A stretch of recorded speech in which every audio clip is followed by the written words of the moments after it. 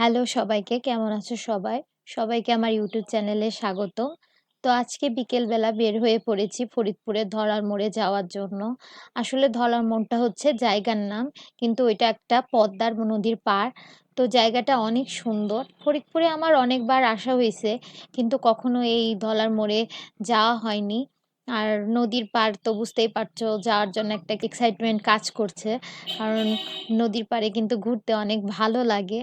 কিন্তু দুঃখবশত একটাই কথা যে এখানে মনে করো পুরা চর পড়ে আছে।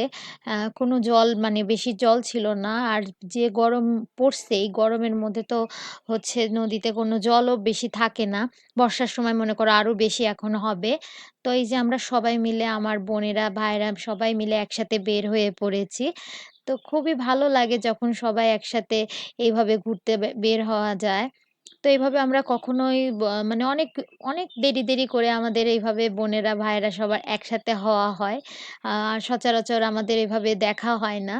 তো অনেকদিন পর আজকে যখন আমরা এভাবে বের হইছি, আজকে মনটা অনেক বেশি ভালো লাগছে।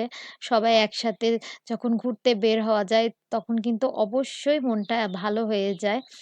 এই তো আমরা হেঁটে চলেছি কিন্তু কোনো আ জলের দেখা পাচ্ছি না। অনেকক্ষণই হাঁটা লাগছে। তো আমাদের উচিত ছিল না।